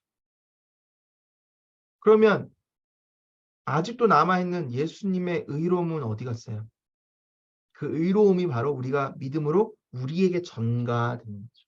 그러니까 우리는 익스체인지했다고 보시면 돼요. 우리는 우리 안에 있는 죄를 하나님 예수님께 드렸고 예수님은 예수님 안에 있는 의를 우리에게 주셨어요. 그러니까 익스체인지한 거예요, 서로. 그러니까 어떻게 돼요? 우리는 죄를 드렸으니까 죄가 없고 의를 받았으니까 우리는 의인이 되는.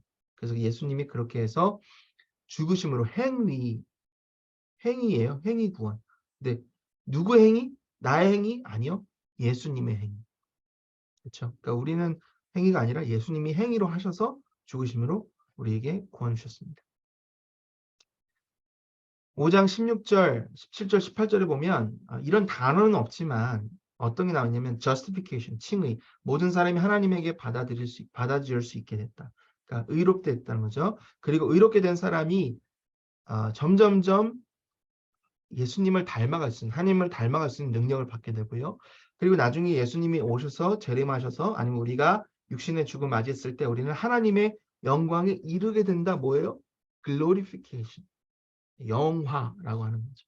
그러면 우리가 육신이 죽어 영이 부활했을 때 이미 영은 부활했지만 영으로 우리가 다시 살아났을 때에 그리고 나중에 재림했을 때 영광의 몸을 얻었을 때 다 영광이잖아요. 영화, 글로리피케이션. 뭐 그 구원의 단계가 있습니다. 우리 제자훈련 하시면 그걸 배우게 되죠. 우리 제자훈련 하신 분도 있을 텐데 8가지 단계가 있는데 그런 단계들 쭉 지나가면서 이 단계가 이제 중요한 것들이 justification 다음에 sanctification 다음에 glorification 이렇게 쭉 가게 되는 거죠. 그것이 로마서에 잘 나와 있습니다. 자, 6장입니다. 6장. 이제는 구원의 문제 칭의가 아니라 이제 성화로 넘어가는 6장에서부터 이제 되셨어요. 의로움에 대해서는 어느 정도 충분히 아주 깊이 어느 정도 이제 알게 되셨죠. 자, 이제 이렇게 해서 그렇구나. 내가 이제 의로움 받았구나. 나는 의로운 사람이네. 이러면 어떻게 돼요? 나 이제 의로운 사람으로 살아가야 되겠구나. 어떻게 해요? 첫 번째, 알기. 뭘 알아야 돼요? 그리스도와 함께 십자가에 못 박혔다라는 거. 십자가에 아까 못 박혔다는 게 무슨 의미예요? 내 죄가 거기서 못 박혀 죽었기 때문에 이제 죄는 없다라는 거죠. 근데 그러시잖아요. 예수님께서 자기를 부인하고 십자가를 지고 나를 따라와라. 그 뭐예요? 지금 죽었지만 그걸 알고 매일 내가 예수 그리스도를 닮은 사람처럼 예수 그리스도를 살아가라. 성화라는 거예요. 성화. 이미 죽었기 때문에 더 이상 우리 스스로 내 죄 때문에 죽을 필요는 없어요. 지금 아직도 내 안에 살아있는 이 죄성은 있기 때문에 이걸 자꾸 죽이라는 거예요. 나중에 7장과 8장에서 나옵니다. 그리고 예수님과 함께 부활했다. 그러니까 죽음, 부활. 그리고 지금 우리는 뭐예요? 죽어 있어요. 뭐 죄에서 죽었지만 영으로는 살아있는. 반대로 우리는 살아있어요. 육신은 살아있어요. 그렇죠? 근데 나중에 가면 그러니까 예수님 믿지 않은 사람은 육신은 살아있는 것 같은데 안에는 어떻게 돼 있어요? 죽어 있잖아요. 그게 죽음과 삶이 같이 공존하는 삶을 살고 있습니다. 그리고 우리가 이제 앞으로 죽음을 향해 가는 것 같지만 그 죽음을 향해 가는 것이 아니라 계속해서 살아있는 거 영은 늘 살기 때문에 하지만 죽음을 넘어 이제 삶으로 넘어가는 거죠. 자, 넘어가겠습니다. 인정해야 합니다. 뭘 인정해요? 십자가와 부활을 이미 성취된 사건으로 이미 이루어진 사건으로 앞으로 이루어질 것이 아니라 성취된 예수 그리스도의 임에서 fulfill 성취된 사건으로 인정해야 합니다. 3단계는 양보인데요. 뭐를 양보해요? 우리 잘못된 양보를 하지 말라는 거예요. 내 몸 스스로를 악마의 도구로 악의 도구로 양보해서는 안 된다. 이건 하나님 거니까. 그리고 우리 교회에 있는 이 지체 중에서 한 명을 악마에게 뺏기지 말라는 거예요. 올바른 양보입니다. 그러면 누구한테 뺏겨야 돼요? 성령 하나님께. 의로움에 뺏겨야 된다. 내 몸도 그렇고 우리 같이 있는 성도들도. 자, 그래서 결론은 뭡니까? 6장 22절, 23절인데 우리 김선희 권사님 좀 읽어주시죠. 네, 마이크 켜주시고요.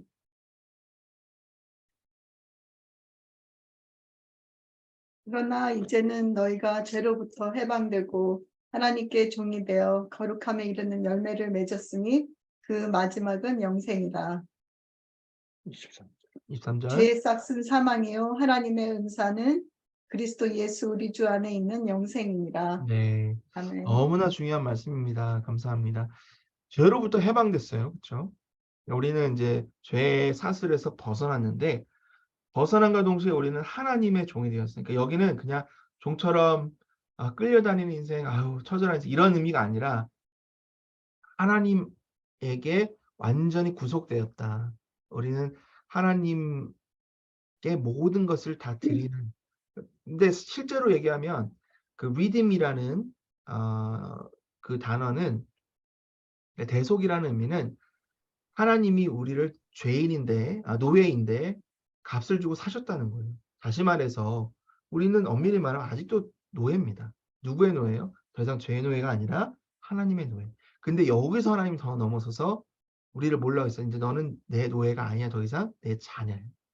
예수님 뭐라고 그러셨어요? 넌 이제 종이 아니라 친구다. 말씀하셨죠. 그러니까 얼마나 놀라워요. 우리에게 더 이상 죄의 자녀, 죄의 종이 아니라 하나님의 종이 됐는데 그 종에서 승격을 해주셔서 자녀가 되게 하셨어요. 그리고 이제는 오히려 예수님의 친구가 되는, 물론 그렇다고 우리가 맘먹어야 된다 이런 의미는 아니고요. 하나님께서 우리 그만큼 모든 것을 내어주시는 그런 거리가 없는 관계가 되었다는 의미. 죄의 삭은 사망입니다. 그것이 하나님이 정하신 법도예요. 그게 하나님의 정의입니다. 그렇기 때문에 죄를 지은 우리가 아니라 죄 없으신 예수님이 대신 지셨고요. 그게 정의가 이제 성취된 거고 하나님의 은사, 선물은 영생이다. 그래서 그걸 우리에게 선물로 주셨다는 거죠. 예수 그리스도 안에서. 이 부분도 여러분들 제자 훈련할 때 우리가 다 그 부분은 암송을 했었죠. 자, 7장 넘어갑니다. 바울은 하나님의 율법이 사람들에게 어떻게 적용되고 영향을 미치는지에 대해서 설명을 합니다. 율법에 대해서 다시 또 이제 넘어가는데 왜? 율법은 죄에 대해서 우리가 알게 되는 되게 중요한 통로라는 거예요. 자, 이 성화라는데 왜 또 죄가 나왔냐? 의롭다면 받았는데도 아직도 우리 안에 죄성이 있기 때문에 하나님의 눈에는 의인입니다. 하지만 아직도 우리 안에는 죄 문제가 해결되지 않았어요. 하나님 입장에서는 죄가 문제를 해결됐지만 내 입장에서는 아직도 죄가 있어서 아직도 스트러글 하는 거예요. 그러니까 다시 한번 죄의 문제를 우리가 짚고 넘어가야 되는데 율법은 어떻게 되느냐? 율법은 아직도 율법과의 관계가 있으면요. 율법 안에 있으면 여기 보면 그 남편으로부터 해방된 과부라고 되어 있는데 이게 어찌 보면 막 좀 잘못 이해하면 부부관계가 뭐 노예계약 이런 것처럼 그런 의미가 아닙니다. 어떤 예냐면 예전에는 그 더 철저했어요. 그래서 부부 사이에서 그 부부 사이가 율법 안에서 있는데 그 율법을 넘어서 다른 사람을 사랑한다거나 아니면 그런 율법 관계에 있음에도 불구하고 다른 사람의 아내가 된다 그러면 돌에 쳐서 죽는 거예요. 예, 굉장히 철저하죠. 근데 남편이 죽거나 아니 남편이 이혼 증서를 써가지고 자 이제 너는 내 아내가 아니니까 다른 사람한테 가라 이런 경우도 있었거든요. 예전 같은 경우는 너무나 쉽게 그렇게 관계를 끊어버리는 굉장히 좀 매몰차죠. 근데 율법이 이제는 너희들과 상관없다는 거예요. 이혼 증서 썼다는 거예요. 더 이상 그 율법의 굴레 아래서 있을 필요가 없다는 거죠.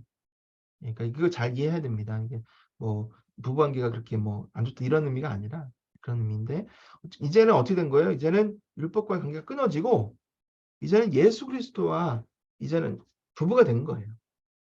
그래서 율법에서 자유되고 이제는 새로운 부부관계 맺었는데 그게 바로 예수 그리스도. 율법은 어떤 목적을 가지고 있느냐? 죄악을 드러내기 위해서. 근데 자 이게 중요한데 사탄이 또 이 율법을 가지고 하나님 주신 율법임에도 불구하고 율법을 가지고 죄를 짓게 해요. 아주 중요한 예가 뭐 바리새인이죠. 율법을 드러냄으로 율법에 대해서 사람들의 굴레를 씌움으로 오히려 자유롭게 하지 못하는 그런 죄악을 저지르는 그래서 사탄의 방법인데 그래서 율법이 그런 용도로 선용되기도 하고 악용되기도 했는데, 자, 이제 육적인 사람은 어떤 사람이냐? 율법을 지키려고 하는, 율법 아직도 그 아래에 있어서 율법 때문에 아주 스트러글 하는 사람들이죠. 율법이 의의 도구로 사용됐다라고 말하는 사람들. 근데 자, 그럼 그런 면에 있어서 한번 얘기해 보자라고 하는 건데, 자, 율법을 내가 잘 알고 있는 바리새인임에 불구하고 나를 보니까 나는 율법 안에서 정말 의롭게 살고 싶어.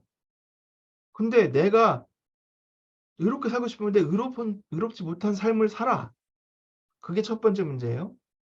자, 이제 나는 안 하고 싶어. 내가 그러니까 음욕을 품고 싶지도 않고, 물질에 대해서 욕심을 부리고 싶지도 않고, 내가 자꾸 교만하고 싶지 않아. 근데 자꾸, 어, 음욕이 나오고요. 또 물질에 대한 어떤 욕심이 생기고, 그러니까 내가 하고 싶은 것은 못하고, 하기 싫은 것은 자꾸 하게 되는 그런 나의 한계를 보게 되는 거죠. 그게 바로 뭐예요? 내 안에 있는 죄성, old nature, sinful nature. 비록 우리는 칭의를 받았다고 해도 아직은 내 안에 죄성이 남아있기 때문에 내가 죄로 끌려가는 모습을 보인다는 거죠. 자, 결론은 7장 21절부터 23절인데 우리 김성진 집사님 계신가요?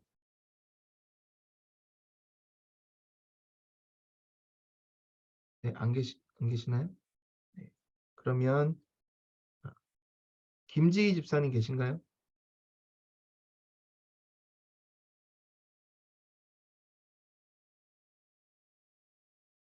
안 계시나요? 예, 그러면 제가 그냥 여기 보고 있습니다. 고설아 집사님, 네, 한번 네. 7장 21절부터 23절까지 한번 읽어봐 주세요. 그러므로 내가 한 법을 깨달았노니 곧 선을 행하기 원하는 나에게 악이 함께 있는 것이로다. 내 속사람으로는 하나님의 법을 즐거워하되 내 지체 속에서 한 다른 법이 내 마음의 법과 싸워 내 지체 속에 있는 죄의 법으로 나를 사로잡는 것을 보는도다.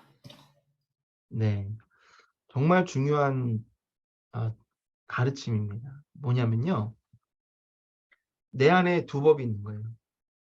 죄의 법과 성령의 법. 성령의 법은 예전에 없었어요. 언제 생겼느냐? 예수님 믿음으로 우리가 성령의 세례를 받음으로 성령이 우리 안에 내주하기 시작하는 내가 살고 계시는 거죠. 그렇다고 성령이 내주하시면서 내 안에 있는 죄가 모두 다 사라졌느냐? 그 말은 내가 곧 예수님처럼 됐다는 얘기예요. 근데 아직 예수님처럼 된 건 아니죠. 성령이 들어오신 거지 아직은 내 안에 죄가 있는 거예요. 그러니까 두 법이 어떻게 해요? 싸우는 거죠. 성과 악이 공존하는 거예요. 자, 저도 그렇고 여러분도 그렇고 그리스도인이시죠? 예수님 믿습니다. 사랑합니다. 예배합니다. 근데 아직도 죄 때문에 힘들잖아요. 아직도 싸우잖아요. 그게 사도 바울도 똑같다는 거예요.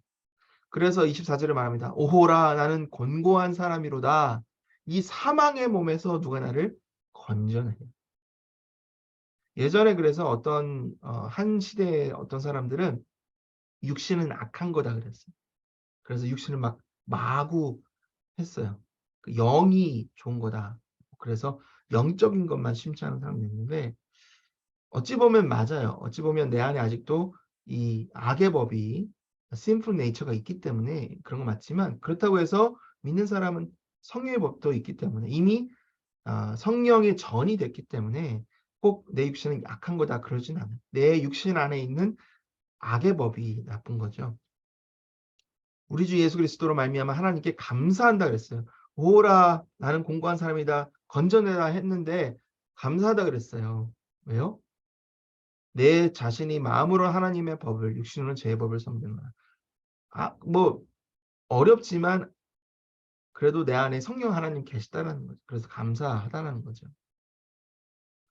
자, 넘어갑니다. 8장을 보면 성도에게 새로운 지위가 있습니다. 그래서 7가지가 있는데 구원을 받는 사람에게 새로운 지위, 하나님의 자녀가 되는 지위가 생기죠.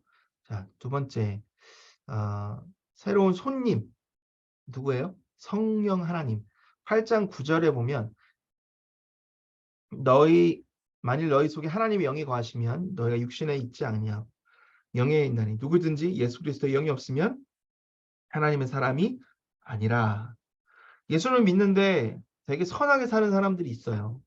아, 저 사람은 참 법 없이도 사는 사람 같아. 근데 그렇다고 해서 하나님의 눈에 보았을 때 의로운 사람인가? 아니죠. 하나님 눈에 보았을 때는 예수님을 믿어서 칭의 의로움 받지 못한 사람들, 성경이 내 안에 없는 성의 법이 없으면 어, 결코 의로운 사람이 될 수 없습니다. 그게 하나님의 말씀입니다. 누군지 그리스도의 성령이 없으면 그리스도의 사람이 아니고 그리스도의 사람이 아니면 의롭다함을 받지 못하죠. 그래서 구원을 받을 수가 없습니다. 성령 하나님은 그리스도를 강하게 하셨고요. 부활을 시켜주셨어요. 이제 그 성령 하나님 우리 안에 계시면 어떻게 하시겠어요? 우리를 부활하게 하겠죠. 새로운 생명을 주시겠죠. 우리 안에 살고 우리를 지배하시고 그다음에 우리를 강하게 하시는 거죠. 그러니까 이러한 은혜가 성령 하나님을 통해서 이루어집니다. 성도가 새로운 입양을 하게 되었다. 그러니까 왜냐하면 입양을 당한 거죠. 하나님의 자녀가 됐다고 말씀을 드렸습니다. 친민감을 주는 그리고 아버지로부터 물려받은 유산이 있습니다. 뭐 유산이 뭐 금전적인 뭐 갑자기 20억, 30억이 생겼다 이런 의미가 아니라 천국의 그 영광스러운 영생의 유산을 우리에게 주신 거죠. 새로운 희망이 있습니다. 희망의 본질은 구원의 그리고 영생의 희망이 생겼습니다. 물론 우리에게는 슬픔이 있습니다. 하지만 미래의 영광이 있죠. 그래서 우리가 살아갈 때 어려움이 있어도 환란이 있어도 지금 겪고 있는 이 슬픔이 내일의 영광, 앞으로 우리에게 다가올 영광이면 아무것도 아니라는 그것을 계속 우리 스스로에게 일깨워줄 필요가 있어요. 그러니까 우리의 소망을 미래에 두고 물론 소망이 오늘은 없다 그게 아니라 내가 지금 겪고 있는 이 현실에 머무르는 것이 아니라 우리 시선이 우리에게 주시는 하나님의 그 놀라운 영광을 생각하면서 지금 우리를 도와주시는 그 성령 하나님의 은혜를 생각하면서 나아갈 필요가 있습니다. 자, 창조 세계는 어떠느냐? 좀 스피드업을 해야 될 텐데 지금 10분밖에 없습니다. 죄송합니다. 창조 세계는 우리가 예수 그리스도 재림을 함으로 인해서 그 모든 창조 세계 또한 다시 소성감을 받는 거죠. 자, 그럼 마지막으로 8장 마지막에 보면 30절, 8장 30절 한번 읽어보겠습니다. 우리 한종화 집사님 부탁드릴게요. 8장 30절. 저요? 네. 8장 네. 30절. 네. 또 미리 정하신 그들을 또한 부르시고 부르신 네. 그들을 또한 의롭다 하시고 의롭다 하신 그들을 또한 영화롭게 하셨느니라. 네. 아까도 나왔던 내용인데요. 예정입니다. 예정이 뭐예요? 미리 정하신 predestination, 예정설이죠. 우리 기독교 중에서 장로교 특히 캘빈의 그 신학을 따르는 우리 교파는 예정론을 믿습니다. 하나님께서 이미 구원받을 백성을 예정하셨다라는 거죠. 여기 이게 아주 핵심적인 성경 구절인데 미리 정하신 거예요. 그래서 그 정하신 사람을 하나님의 때와 방법으로 부르십니다. 우리는 다 하나님의 부르심을 받고 나온 거예요. 우리 스스로 나온 게 아니라 물론 우리 스스로 교회에 올 수 있지만 어떤 하나님의 부르심이 있었을 거예요. 그러면 그 부르심 받아 예수님을 믿는 성령 하나님의 역사를 따라 세례를 함으로 우리가 거듭남으로 하나님의 칭의로 의롭다함을 받았고 성화의 과정을 통해서 나중에는 결국 영화가 됩니다. 그것이 8장 30절에 우리 여러분과 제가 다 지금 겪고 있는 그런 과정이죠. 자, 그럼에도 불구하고 우리가 계속해서 사탄의 accusation을 받아요. 너 죄인 아니야? 너가 지금 하는 거 봐. 이렇게 할 때 뭐라 그래요? 8장 31절부터 39절. 우리가 시간이 없어서 읽지 못하지만 하나님의 사랑으로부터 그 어떤 것도 끊을 수가 없다는 한번 칭의를 받은 사람은 하나님의 사랑이 결코 사라지거나 끊어지지 않는다. 왜? 그것이 하나님의 사랑입니다. 그래서 하나님의 사랑을 삶과 죽음과 천사와 악마와 현재와 미래와 높은 깊은 모든 것으로부터 끊을 수가 없다라는 것이 이제 8장까지의 이야기입니다. 자, 이제 9장부터 11장은요, 여러분 제가 넘어갈게요. 왜냐하면 이 부분은 시간 있으면 좀 자세하게 다루면 좋은데 결국은 뭐예요? 쉽게 얘기해서 하나님께서 이스라엘을 택하신 거예요. 이스라엘에게 하나님 말씀을 주셨어요. 근데 그들이 거부했어요. 그래서 그게 누구에게 넘어갔어요? 이방인에게 넘어갔어요.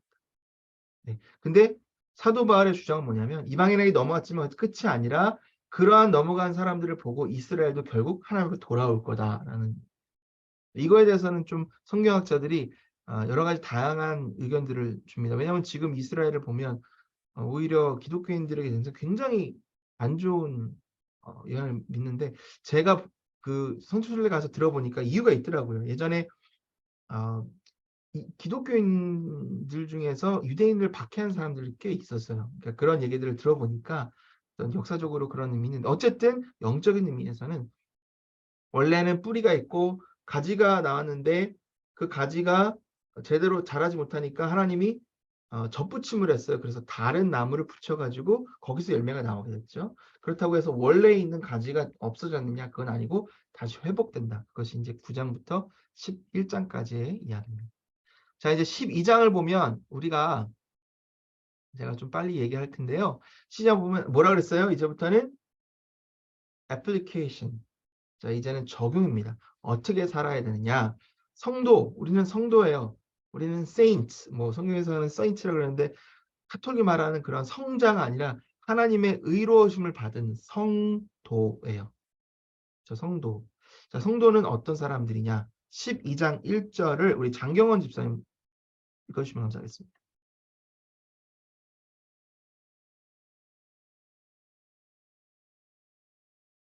네, 집사님. 예. 그러므로 형제들아, 내가 하나님의 모든 자비하심으로 너희를 권하노니 너희 몸을 하나님이 기뻐하시는 거룩한 산 제물로 드리라. 이는 너희가 드릴 영적 예배니라. 네. 2절까지. 너희는 이 세대를 본받지 말고 오직 마음을 새롭게 함으로 변화를 받아 하나님의 선하시고 기뻐하시고 온전하신 뜻이 무엇인지 분별하도록 하라. 네, 감사합니다. 우리가 누구예요? 하나님이 기뻐하시는 거룩한 산 제물이에요. 그렇죠? 우리는 뭐 죽어가지고 힘없이 누워있는 그런 제물이 아니라 하나님이 기뻐하시는 살아있는 제물입니다. 그래서 그런 제물이 하면 하나님이 그 향기를 맡으셔서 기뻐하시는, 그러니까 우리의 삶을 통해, 우리의 존재를 통해 하나님을 기쁘시게 하는. 지난주 설교 들으셨죠? 담임 목사님 설교? 네, Joy of God, Joy of the Lord. 우리가 기뻐하는 게 아니라 하나님이 우리를 보시고 기뻐하시는 우리 존재 자체가, 왜냐하면 하나님의 자녀가 되기 때문에, 예수 그리스도를 통해서 우리가 의로움을 받은 하나님의 자녀가 되기 때문에. 그러니까 어떻게 해야 돼요? 우리는 이제 앞으로 영적인 예배로 하나님을 영화롭게 해야 된다. 그러니까 세대를 본받지 말고 우리의 마음을 새롭게 하고 선하고 기뻐하고 온전하신 뜻이 분별해서 그렇게 살아라. 그것이 사도 바울의 결론이죠. 그렇죠? 그렇게 살고 계신가요? 네, 살고 계셔야 됩니다. 네, 저한테도 하는 얘기입니다. 그게 우리의 노력이 돼야 돼요. 우리의 삶에 방해되고, 그렇게 살다 보면 성화가 되는 거예요. 그렇게 살다 보면 예수님을 자연스럽게 닮아가는, 하나님 보셨을 때 아름다운 하나님의 자녀로 점점 그리스도의 장성한 분량에까지 이르게 되는, 그게 우리의 신앙의 모습이고 고리입니다. 3절부터 보면 성도와 봉사가 있는데, 믿음의 분량대로 하나님이 공동체, 교회 공동체 세우셨으니까 이제 믿음의 분량, 은사대로 사용하려는 거예요. contribute. 우리가 거기에 대해서 기여하라는 거예요. 왜냐하면 그 우리의 기여, 우리의 섬김과 우리의 헌신을 모아지면 결국 그것이 참 아름다운 공동체, 아름다운 예수 그리스도의 몸을 이루고, 그럼으로 인해서 하나님이 기뻐 받아주시는 거죠. 그걸 위해서 우리에게 은사를 주셨습니다. 자, 있는데요. 좀 제가 읽었으면 좋겠는데 나중에 한번 읽어보시면 좋겠고요. 많은 은사들을 주셨습니다. 그 은사들을 잘 활용하라라고 하고요. 로마서 13장에 넘어가면 사회적 책임에 대해서 이야기를 합니다. 왜 사회적 책임에 대해서 얘기를 할까? 로마는 로마 제국의 캐피털이잖아요.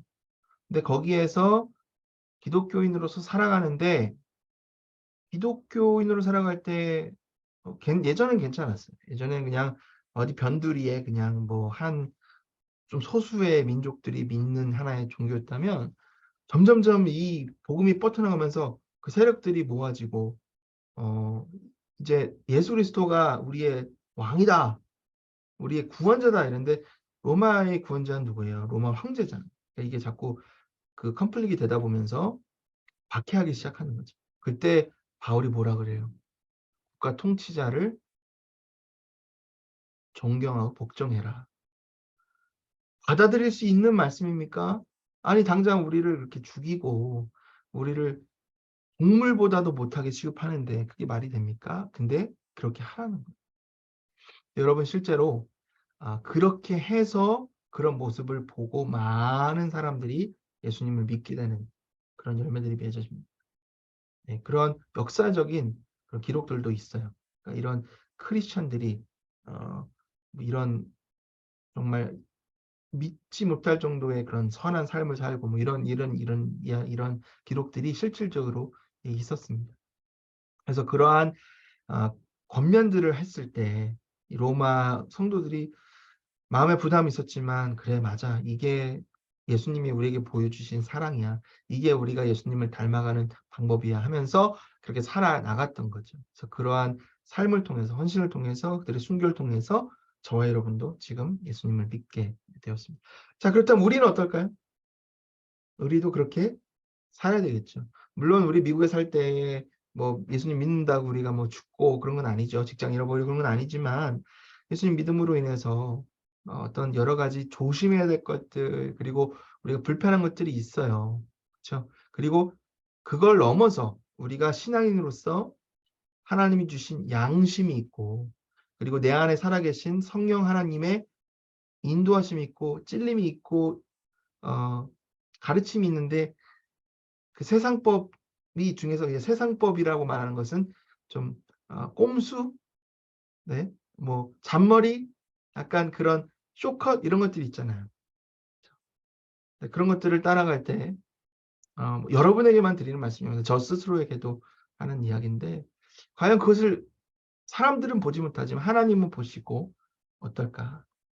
그런 부분에 있어서 이 사도 바울의 가르침은 보이든지 보이지 않는가 하나님의 법, 하나님의 인도하심을 따라 살아가라. 그것이 하나님이 기뻐하시는 거룩한 산 제물로 살아가는 영적 예배다라는 말씀이죠. 서로 사랑하고 서로 용납해라라고 얘기합니다. 그리고 신앙심이 약한 기도인에 대해서 신앙의 책임을 논하는데 이게 중요합니다. 왜냐하면 신앙의 정도가 있잖아요. 여러분 지금 제가 어릴 때 그런 얘기 많이 들었어요. 주일날은 TV 보면 안 돼. 주일하면 식당 가면 안 돼. 주일날 아무것도 하지 마. 그냥 거룩한 날이니까. 자, 그런 얘기를 들을 때 그런 말씀을 하시는 분이 있고 그런 얘기를 듣고 순종하는 분이 있고 그런 이야기를 듣고 시험에 드는 분이 있고 그런 거를 안 하는 사람을 보고 시험 드는 사람이 있고 또 그런 사람을 안 하는 사람을 보고 정죄하는 사람 뭐 여러 사람들이 있잖아요. 그렇죠? 뭐 하라는 거예요. 어쨌든 중요한 것은 사랑이다. 나의 자유, 신앙의 자유로 인해서 저 사람이 신앙에 어려움이 찾아오고 시험을 들 것 같지만 하지 마. 왜? 중요한 것은 내 자유가 아니라 복음을 드러내는 거고 중요한 것은 저 사람이 신앙 안에서 잘 서는 거니까. 비록 나는 알아요. 저 음식을 먹어도 괜찮다라는 거. 당시에 고기를 얻기 위해서는 다른 신들에게 제사된 그런 고기를 사야 했습니다. 주로 신들에게 드려진 그런 제물들을 해가지고 고기를 얻었거든요. 당시에는. 그러니까 기독교인들이 고기를 얻기 위해서 어떻게 돼요? 다른 우상에게 바쳐진 고기를 사서 먹어야 돼요. 근데 그런 걸 보면서 신앙이 약한 사람들은 야, 너 그거 먹으면 어떻게 해? 저 우상 숭배한 건데. 그렇게 하는 거. 근데 신앙이 조금 온 사람은 야, 그거는 아무 상관없는 거야. 하나님이 다 깨끗하게 하셨어. 내 신앙이 중요한 거야. 이런 식으로 얘기를 하는 거죠. 그러다 보면 거기서 논쟁이 나오는데 중요한 건 내가 옳다고 믿는 것을 얘기하는 것이 아니라 상대방이 그것 때문에 스텀블링 블락, 그러니까 내가 걸림돌이 된다면 do not 하지 마. 왜냐하면 중요한 것은 사랑이니까. 그것이 바울의 이 가르침입니다. 신앙의 자유로 인해서 형제들을 거리끼게 하지 말라. 그래서 우리가 걸림돌이 되기보다는 징검다리가 되라. 그들을 아껴주고 사랑함으로 해서 예수 그리스도에게 갈 수 있는 징검다리가 되라라는 말씀입니다.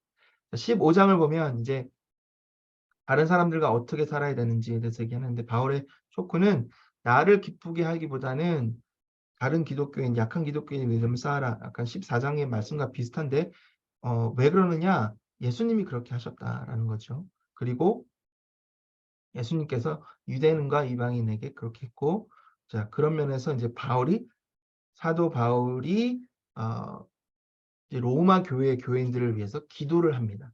이제 축복을 이제 마무리하는 단계죠. 15장 5절부터 하나님의 인내심, 격려, 단결력으로 로마 교회를 도우실 것을 기도하고 기쁨과 평화와 희망으로 가득 채워주기를 기도합니다. 그리고 나서 이제 바울의 계획을 쉐어를 해요. 내가 이제 당신들에게 갈 거고 이제 뭐 이런 것들을 얘기하면서 이제 보자. 뭐 이제 내가 보면은 이제 어떻게 할 거야. 뭐 그리고 가기 전에 뭐 이렇게 할 거야라고 한 것들을 얘기를 하고요. 그 다음에 마지막으로 예루살렘 교회에 대해서 같이 기도해 줬으면 좋겠다라고 기도를 요청합니다.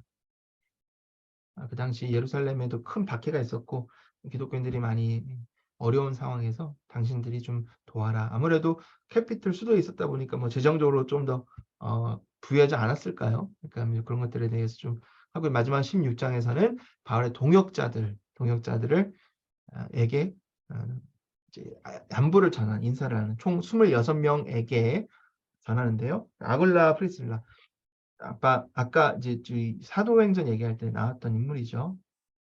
그렇죠? 이제 아볼로를 전도했던 아굴라 프리스길라, 예, 그런 사람들이 있었고요. 여러 가지 이제 뭐 했던 뭐 사람들이 쭉 이름이 나오는데, 이 사람들이 한 사람당 그냥 이름만 언급됐지만 정말 대단한 사람들인 거예요.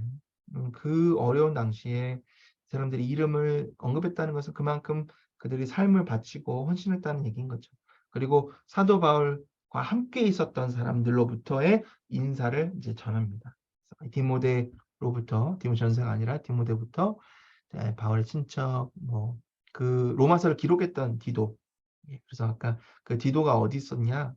고린도 교회에 있었다. 그래서 이것이 고린도에 있었다라는 걸 얘기를 하는 거죠. 나중에는 바울과 복음의 변질에 대해서 이제 경고를 하는 것으로 끝이 납니다. 우리 마지막 16장 25절부터 26절까지 마지막으로 우리 챈틀리에 사시는 이소정 집사님 맞나요? 챈틀리 사시나요, 이소정 집사님? 네, 한번 읽어봐 주시겠어요? 제가 지금 주소는 챈틀리로 나오는데, 네, 저 말씀인가 봐. 챈틀리 네, 안 맞습니다. 사는데? 네? 예. 챈틀리가 아니라서 다른 아니, 분인 줄 알았어요. 죄송합니다. 네, 네, 몇 장부터 25절부터 한번 27절까지 마저 한번 읽어주세요. 네. 27절까지.